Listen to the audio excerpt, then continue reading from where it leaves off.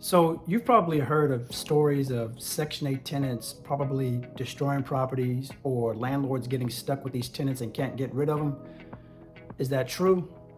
So in this video, I'm going to show you the real risk and how to avoid them. My name is Eric and I'm a real estate investor, and I have over the years acquired many properties and dealt with many tenants. So I've dealt with the good, the bad, and the profitable. So I understand the process on how it works, and I'm going to share that with you in this video. So here's why a lot of people don't want to deal with Section 8, because they hear a lot of bad stuff. Number one, the tenants will destroy your properties. Number two, they're hard to evict. And number three, you will lose control of your properties. So let's dive into it. With Section 8, you must understand the way the program is ran. There's some certain things, policies and rules that they follow and they implement on us as the landlords.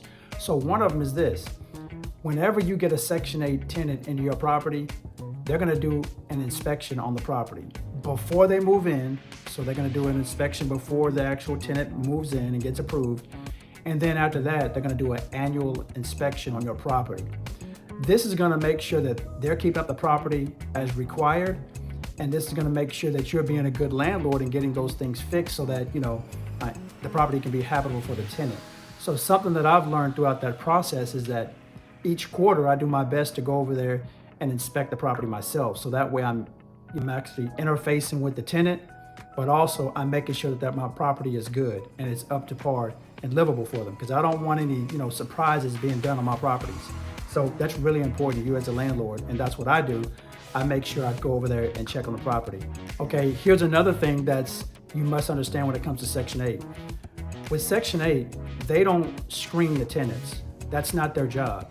And their screening process might be different from yours. So no matter what, it's your responsibility as a landlord to screen these tenants. All Section 8 does is accepts them or rejects them of the program. So you got to make sure you understand that. Section 8 does not screen the tenants. That's your job as a landlord investor when it comes to this, because you might have a different criteria than them, and you can. That's okay. You just have to make sure that your criteria and your requirements are the same with everybody. You can't customize it to whoever comes through the property or who you like the most. Here's another thing that I like about Section 8, and it's this: I get guaranteed, steady, consistent income every single month. That is something that I've enjoyed since 2000 when I started to get into real estate. It doesn't matter. I've been through recessions, still got paid. Went through the COVID epidemic, still got paid. There's something about getting paid every single month, and what that tells me over the past 20 plus years is that with all the ebbs and flows of the economy, I found something personally that's been recession proof. Also, what I like about real estate and dealing with low-income housing Section 8 is that these families don't move around a lot. The reason why is because not a lot of landlords understand the process, so therefore they miss out on a real great opportunity. So with me as being a landlord and that knows the process, I really have the unfair advantage.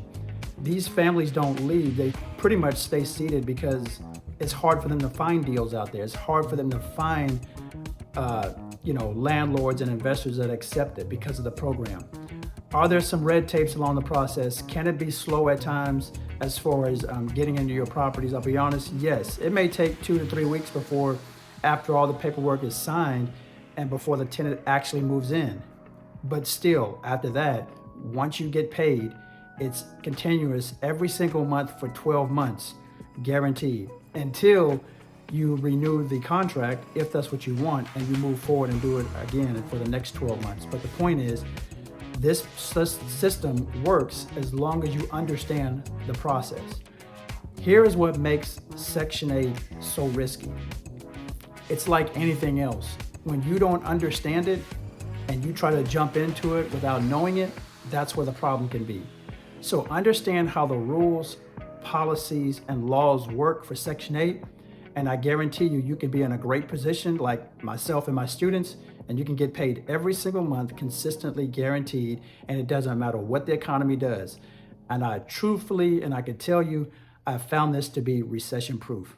So I hope you enjoyed this video and this brought you some value. See you in the next video.